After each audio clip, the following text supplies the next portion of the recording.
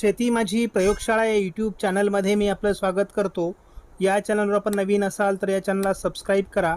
या चॅनलचे नवनवीन व्हिडिओ पाहण्यासाठी बेल आयकॉन नक्की दाबा. आपणास व्हिडिओ आवडल्यास लाईक आणि शेअर अवश्य करा. नमस्कार, मी डॉक्टर मच्छिंद्र बांगर, महाराष्ट्रातील आणि देशातील हवामान परिस्थितीसंदर्भात ताजा अंदाज देणारे आपला हा रेग्युलर व्हिडिओ आहे. समोरील उपग्रही छायाचित्राचं निरीक्षण केलं असता डिप्रेशन हे उत्तर मध्य भारताच्या दिशेने सरकतं आहे. म्हणजे छत्तीसगडचा उत्तरेकडील भाग, मध्य प्रदेशचा उत्तरेकडील भाग, बिहार आणि उत्तर प्रदेशच्या सीमेवरून हे पुढे सरकण्याची शक्यता आहे. त्याच वेळेस बंगालच्या उपसागरात नव्याने वातावरण देखील तयार होण्याची शक्यता नाकारता येत नाही. डिप्रेशनचा भूभागावर आल्यानंतर बेलमार्क लो प्रेशरमध्ये रूपांतरित झालं असल्याची माहिती भारतीय हवामान खात्याकडून उपलब्ध करण्यात आली आहे. त्यामुळे डिप्रेशन म्हणून त्याची जी वाटचाल होती ती आता थांबली आहे. आज 15 ऑगस्ट स्वातंत्र्य दिन. या शुभ दिनाच्या सर्व शेतकरी बांधवांना मनपूर्वक शुभेच्छा. आपण या ठिकाणी बघतो की पूर्व भारत, उत्तर भारत, दक्षिण भारत, मध्य भारत अशा पद्धतीने या नवीन हवामान प्रणालीमुळे पावसाळी वातावरण तयार झालं आहे. महाराष्ट्रात देखील घाटमाथा आणि विदर्भ या ठिकाणी आज 15 ऑगस्टला पावसाचा अंदाज देण्यात आला आहे. येलो अलर्ट त्या संदर्भात दिला आहे. कोकण, घाटमाथा आणि विदर्भ हे पावसाळी वातावरण 16 तारखेलाही सक्रिय राहण्याची शक्यता असून या ठिकाणी भारतीय हवामान खात्याने येलो अलर्ट दिला आहे. 17 तारखेला देखील घाटमाथ्यावर आणि विदर्भात पाऊस सक्रिय राहील असा भारतीय हवामान खात्याचा अंदाज आहे. घाटमाथ्यावरील पाऊस 18 तारखेलाही सक्रिय राहण्याची शक्यता आहे. भारतीय हवामान खात्याने 19 तारखेपासून कोणत्याही प्रकारचा अलर्ट महाराष्ट्रासाठी दिलेला नाही. त्यामुळे केवळ स्थानिक वातावरण असण्याची शक्यता आहे. 20 तारखेला देखील भारतात विशेष पाऊसमान असण्याची शक्यता नाही. गेल्या 24 तासात झालेल्या भारतातील पावसाचा अंदाज आपण जर घेतला तर आपल्याला या ठिकाणी जे डिप्रेशन तयार झालं होतं त्यामुळे या ठिकाणी पावसाळी परिस्थिती निर्माण झाली होती. त्यानंतर संपूर्ण कोकण किनारपट्टीला किंवा कोस्टल भागामध्ये अगदी गुजरातपर्यंत अरबी समुद्रातून खेचले गेलेल्या बाष्पयुक्त वाऱ्यांमुळे मोठ्या प्रमाणात पाऊस झालेला आहे. उर्वरित भारताच्या सर्व भागात कुठे स्थानिक स्वरूपात हलका ते मध्यम देखील पाऊस झालेला आहे. CFS मॉडेलने देखील महाराष्ट्रामध्ये पावसाचा अंदाज दिला आहे. विदर्भ आणि कोकण असं पावसाळी वातावरण राहील. मध्य महाराष्ट्रामध्ये हलक्या पावसाची शक्यता आहे, ज्या ठिकाणी आपल्याला पूर्णपणे सफेद कलर दिसतोय. त्यानंतर या मॉडेलने पुन्हा एकदा शेवटच्या आठवड्यामध्ये किंवा आपण असं म्हणू की 28 ऑगस्ट ते 4 सप्टेंबरच्या दरम्यान देखील मराठवाडा आणि विदर्भात पावसाचा अंदाज व्यक्त केला आहे. आज 15 ऑगस्टला विदर्भ आणि कोकण असं पावसाळी अंदाज आपण यापूर्वी दिलेला आहे आणि त्याच पद्धतीचं वातावरण GFSने दाखवलेलं आहे. साधारण हलक्या ते मध्यम स्वरूपाचा पाऊस कोकणात सक्रिय राहील. थोडं उत्तर महाराष्ट्र आणि विदर्भ तुरळक पावसाची शक्यता आहे. विदर्भ आणि कोकण पावसाळी वातावरण आहे, परंतु कोकणाच्या दक्षिणी भागात पाऊस वाढू शकतो 17 तारखेला. 18लाही कोकणात पाऊस कायम आहे. पूर्व विदर्भात पाऊस आहे. कोकणातील पावसात वाढ 19 तारखेला दाखवण्यात आलेली आहे. 20 तारखेला कोकणात पाऊस असेल, इतरत्र फारसं पावसाळी वातावरण दाखवलेलं नाही. कोकणातील पाऊस कमजोर होतो 21, 22, 23 तारखेला पुन्हा थोडं कर्नाटक आणि दक्षिण कोकणात पावसाचा अंदाज दिला जातोय. त्यामुळे साधारण फार मोठ्या पावसाचं वातावरण 24 तारखेपर्यंत या ठिकाणी दाखवण्यात आलेलं नाही GFS मॉडेलकडून. विदर्भाच्या बहुतांश भागात आपल्याला आज पावसाची शक्यता आहे. नागपूर, भंडारा, गोंदिया, चंद्रपूर, गडचिरोलीमध्ये याचा थोडा प्रभाव अधिक राहण्याची शक्यता आहे. कोकणातही आज मान्सून सरी सक्रिय राहणार आहेत आणि थोडंफार लातूर, धाराशिव, सोलापूरच्या दरम्यान किंवा नांदेड भागामध्ये देखील पावसाची शक्यता आहे. 16 तारखेला देखील सोलापूर, लातूर, धाराशिव भागात पावसाचा अंदाज आहे. यवतमाळ किंवा वर्धा या भागात देखील पावसाचा अंदाज आहे. तर विदर्भात नागपूर, भंडारा, गोंदिया, चंद्रपूर, गडचिरोलीमध्ये पावसाचा अंदाज कायम आहे. कोकणातही हलक्या ते मध्यम सरी घाटमाथ्यावर होत राहतील. 17 तारखेला देखील पूर्व विदर्भात पावसाचा हलका अंदाज आहे. यामध्ये नागपूर, भंडारा, गोंदिया आणि गडचिरोली हे 4 जिल्हे महत्त्वाचे आहेत. या दरम्यान कोकणातील पाऊस कायम आहे. अधूनमधून हलक्या ते मध्यम सरी होत राहणार आहेत. दरम्यानच्या काळात विदर्भात मात्र काही ठिकाणी मुसळधार पाऊस असू शकतो. त्यामुळे ओढे नदी नाले प्रवाहित होऊ शकतात. 18 तारखेला कोकणातील पावसाचं प्रमाण थोडं वाढण्याची शक्यता आहे. त्याला अरबी समुद्रातील वातावरण कारणीभूत असणार आहे. भंडारा, गोंदियामध्ये पावसाची शक्यता कायम आहे. 19 तारखेला दक्षिण कोकण, गोवा या भागात पावसाचं प्रमाण अधिक राहण्याची शक्यता आहे. विदर्भातील पूर्व भागात पाऊस कायम असेल. 20 तारखेला पावसाचं प्रमाण तसं कमी होताना दाखवण्यात आलं आहे. 21ला पुन्हा एकदा नव्याने सिस्टम विकसित होत असल्यामुळे विदर्भात हलका ते मध्यम पाऊस आणि कोकण घाटमाथ्यावरही पाऊस सक्रिय राहणार आहे. 22 तारखेलाही अगदी जालना, छत्रपती संभाजीनगर, जळगावचा काही भाग, अकोला, बुलढाणा यापर्यंत हलका ते मध्यम पाऊस असू शकतो.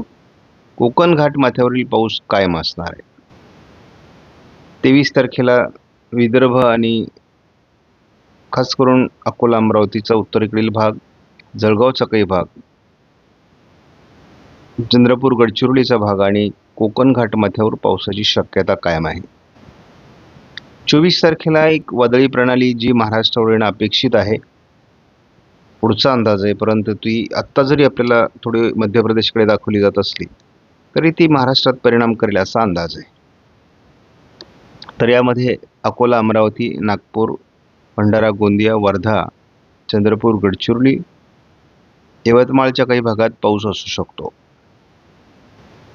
25 तारखेला चंद्रपूर, गडचिरोली सहित अगदी जळगावपासून तर गोंदियापर्यंत महाराष्ट्राच्या उत्तरेकडील भागात पाऊस असण्याची शक्यता आहे.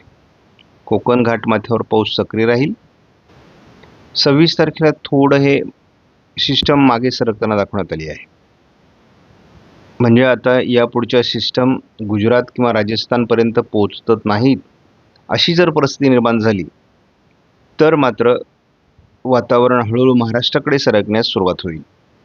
पूर्व विदर्भात पुन्हा एकदा नागपूर, भंडारा, गोंदिया, चंद्रपूर, गडचिरोली, वर्धा, यवतमाळ भागात पावसाचं प्रमाण वाढण्याची शक्यता 26 तारखेला दाखवण्यात आली आहे. 27 तारखेला देखील फिरून हे पूर्व विदर्भावर वातावरण येते. त्यामुळे यापुढचा काळ हा पूर्व विदर्भातील पावसाचा आहे. 28 तारखेपर्यंत साधारणपणे हे वातावरण हलक्या मध्यम स्वरूपात विदर्भात राहील. मात्र महाराष्ट्रातला पाऊस 28ला कमी होताना दिसतोय. कोकणात मात्र सातत्याने पाऊस हलक्या मध्यम सरी होत राहणार आहे. 29 तारखेचं वातावरण हे वेगळ्या प्रकारचं आहे.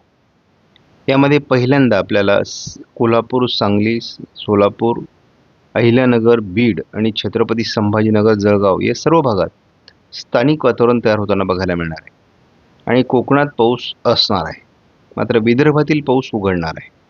म्हणजे एक हवामान बदल आहे. पण हा फार पुढचा अंदाज आहे. यामध्ये सातत्याने बदल आपल्याला अपेक्षित आहेत. पुढील म्हणजे 15 ऑगस्टपासून 30 ते 31 ऑगस्टपर्यंत कोकण आणि विदर्भ असा पावसाळी वातावरणाचा पॅटर्न राहणार आहे. यामध्ये स्थानिक वातावरण तयार झाल्यात. महाराष्ट्रात इतर जिल्ह्यातही पाऊस पडेल, परंतु त्याचं प्रमाण कमी असणार आहे. आपण जर 15 ऑगस्टचा पावसाचा प्रभाव बघितला तर आपल्याला अमरावतीपासून नागपूर, भंडारा, गोंदिया, चंद्रपूर, गडचिरोली या ठिकाणी किंवा अगदी यवतमाळ, वर्ध्यापर्यंत याचा प्रभाव आज बघणार आहोत. त्याचबरोबर आपल्याला थोडं अहिल्यानगर, बीड, बारामती, बार्शी, लातूर, परभणी, नांदेडपर्यंत सुद्धा हलक्या पावसाची शक्यता दिसते आहे.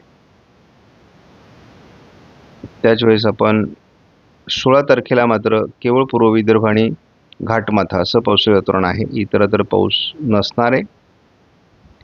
17 तारखेला मात्र आपल्याला स्थानिक वातावरणाची सोलापूर, लातूर, धाराशिव, अगदी जळगाव, अकोला, बुलढाणा, वाशिम, परभणी, नांदेड या भागात स्थिती दिसते. घाटमाथा आणि थोडंफार विदर्भाच्या काही भागात पाऊस असू शकतो. वातावरणात 18 तारखेला अगदी चंद्रपूर, नांदेड, यवतमाळचा काही भाग, लातूर, धाराशिव, सोलापूर आणि दक्षिण कोकणामध्ये खास करून म्हणजे अगदी रायगड, रत्नागिरी, सिंधुदुर्ग असेल, पुणे, सातारा, सांगली, कोल्हापूर असेल, या भागात वातावरण निर्मितीची शक्यता या मॉडेलने दाखवली आहे. हे ECMW मॉडेल असेल तरी देखील या व्हर्जननी पावसात फार प्रभाव दाखवलेला नाही आहे. दक्षिण कोकण, घाटमाथा आणि पूर्व विदर्भ हे पावसाळी वातावरण 19ला आहे. 20 पासून केवळ घाटमाथा आणि नागपूर, भंडारा, गोंदिया, गडचिरोली जिल्ह्यात पावसाचा अंदाज आहे. तीच परिस्थिती म्हणजेच विदर्भ आणि कोकण किंवा घाटमाथा असं पावसाळी वातावरण आहे 21 तारखेला. 22लाही विदर्भ आणि कोकण असंच पावसाळी वातावरण आहे. कोकणमध्ये केवळ घाटमाथ्यावर पाऊस आहे. 23 तारखेलाही विदर्भ आणि घाटमाथ्यावरच पावसाचं वातावरण आहे. तीच परिस्थिती आपल्याला 24 तारखेला दिसते. एक सिस्टम मध्य भारतावरून सरकते, मात्र ही थोडी दक्षिणेला सरकणं अपेक्षित आहे. विदर्भात थोडा पाऊस असेल, घाटमाथ्यावर असणार आहे. त्यामुळे थोडं आपल्याला पूर्व विदर्भातच 24, 25, 26, 27 पावसाळी वातावरण दिसणार आहे. 15, 16, 17 वातावरण बघतो तसंच हे 27 तारखेपर्यंत पूर्व विदर्भातील काही जिल्ह्यात मुसळधार पाऊस देऊ शकतं आणि काही ठिकाणी नद्यांना, ओढ्यांना पाणी येण्याची शक्यता देखील इथे आहे. 28 तारखेला याचा प्रभाव कमी होईल आणि 29ला विशेष पाऊस नाही. एक गोष्ट लक्षात घ्या, तसा ऑगस्ट महिना हा जरी विदर्भ आणि कोकण, घाटमाथा पाऊस असला तरी उर्वरित महाराष्ट्रामध्ये स्थानिक वातावरण देखील समाधानकारक नाही हे लक्षात घ्या. आणि त्यामुळे इतर विभागांसाठी म्हणजे अंतर्गत महाराष्ट्रासाठी ऑगस्टचा उत्तरार्ध पण समाधानकारक नाही हे आपण लक्षात घेणं आवश्यक आहे. पिकं चांगली आहेत, पिकांपुरता पाऊस झाला आहे, तलाव क्षेत्र बहुतांशी भरलेले आहेत.